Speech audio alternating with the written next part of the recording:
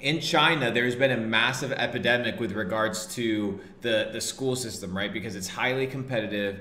You know how Asian people take education super, super seriously. And now it's getting to the point where it's really affecting like society. And in China, they have entry exams for university, right? And these entry exams that they have for university, the preparation for it is pretty fierce, right? Because you're competing for the top position among hundreds of millions of kids, right? And to a lot of kids, especially in these countries, it's a rite of passage, right? You getting a degree, it's a rite of passage to a stable life, to maintain your middle class status. So that's kind of very ingrained in society. However, when abused, can result in something super terrible. So here we have the stream. I don't know if I'll get banned. It is a video from Vice, so I don't know if it's copywritten or whatever, but we're gonna skip around, play it, see how long we stay on stream.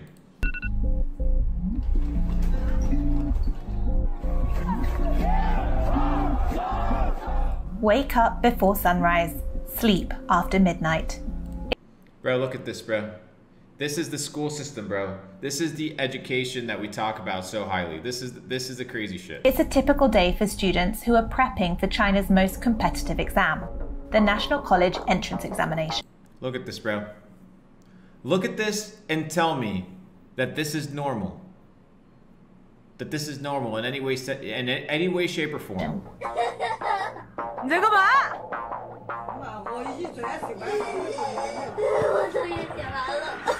Bro, imagine your kid weeping. They finally got done the heavy load of homework that you gave them that they had to memorize.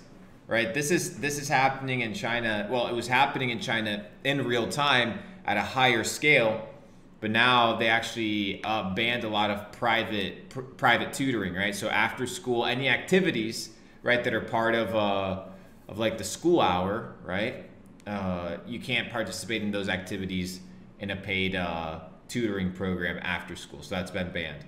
But this is crazy, bro. This is the severity of the situation that we're in. This obsession. Crazy, bro. Like kids literally sleeping and studying, sleeping and studying, sleeping and studying. Talk about robbing somebody's childhood. And with good academic performance is ingrained in parents and students of all ages, but it's taking its toll on many students' mental health. 辛苦了. Crazy, bro.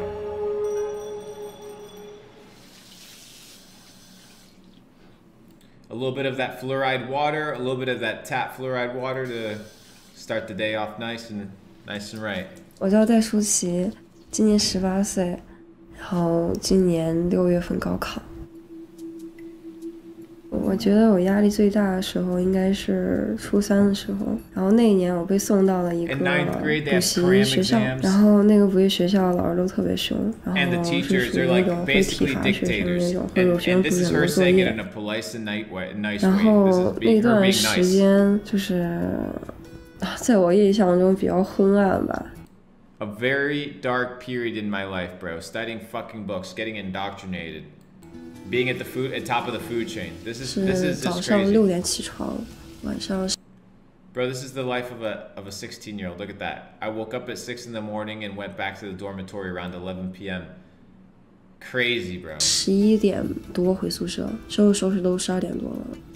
大家因为第二天要上课嘛，然后大家都很累，就是大家先睡觉，其中有一个人。You have to remember that these are kids, bro. These are kids, right? So from 6 a.m. to midnight, these kids are just studying. Bam, bam, bam, bam, bam. Memorization, memorization, memorization. Indoctrination, programming, boom, boom, boom, boom, boom, boom, 24/7. 开始写作业，然后写完之后就这样拍另外一个人，把另外一个人叫醒，把另外一个人叫醒写作业，然后写到3点多。Studying till 3 in the morning. Ladies and gentlemen, I'm your host, Luke Belmar. Hit that like button.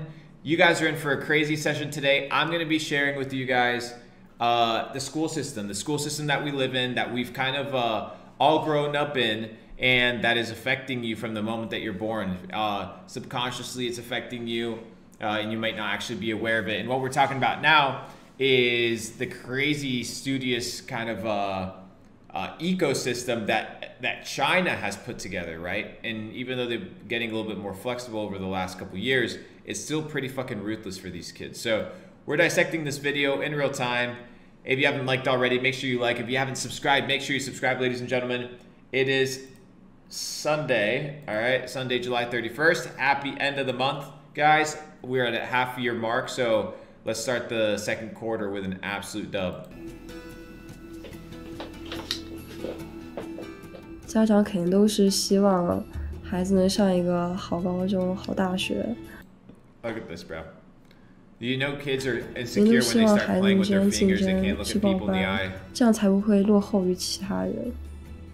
如果就这样，就是因为这种情况，所以我的孩子身上的压力。Heavy burdens, bro. Kids from the age of fucking 5, bro.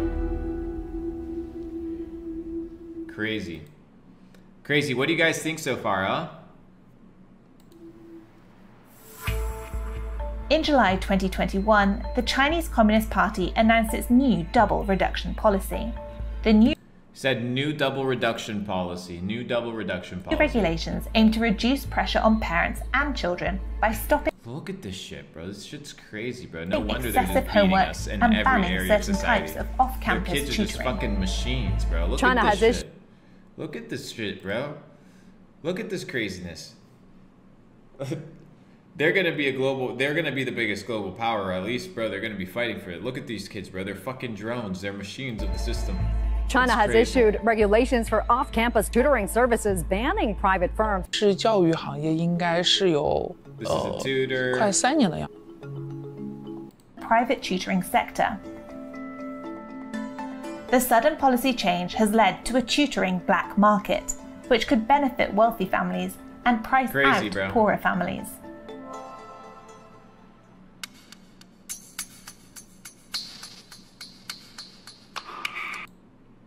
So now that they banned basically private tutoring, now there's like a black market for private tutoring. So people are selling, you know, the super rich people are still tutoring their kids. And then those kids are getting better educations, and the ones that could usually afford it publicly can no longer afford it.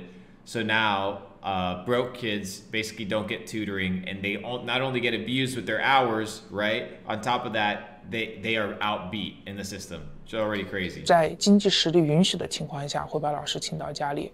我们的高考力量6周。It's like a crazy like pre-military mindset. Look at him, bro. It's like it's if it's not war, it's education or some sort. It's kind of crazy, but it's all done in a herd mentality, right? It's all done together. It's pretty crazy.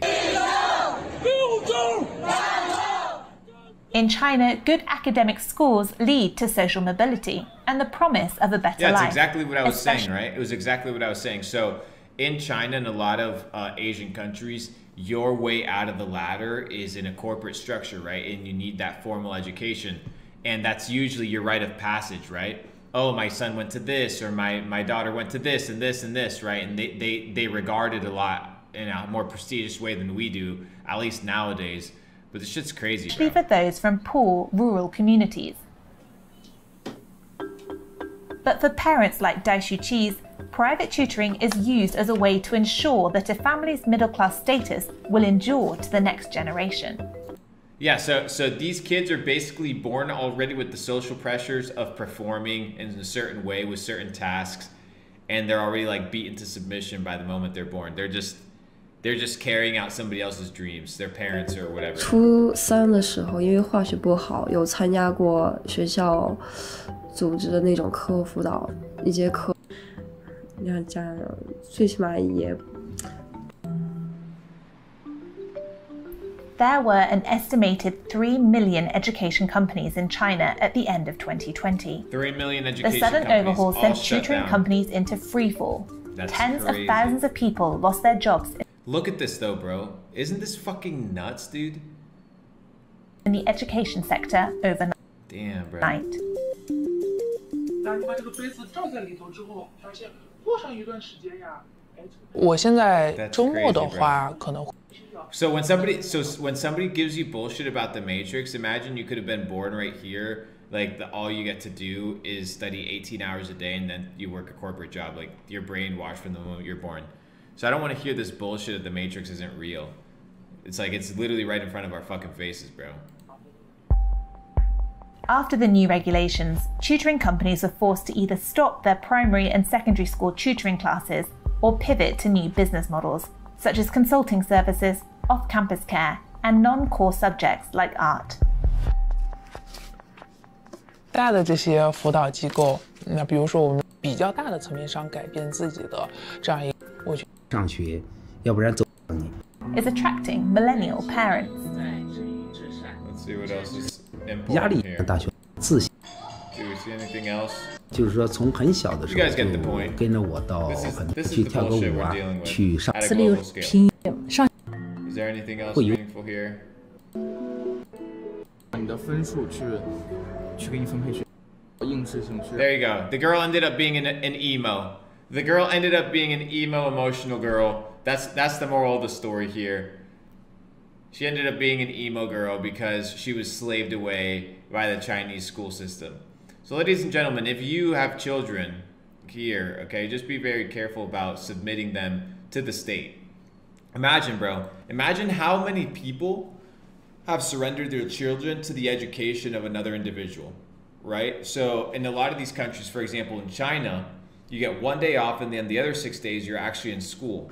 So the school system and the teachers are actually raising and indoctrinating their beliefs and their worldview upon your children and spending more time with your kids than with you. And if you're out here nurturing children, well, you're gonna mold them, right? So if it's the state and the government, the one that's dictating and nurturing your children, then they are just gonna be products of the system. They're not gonna be products of you.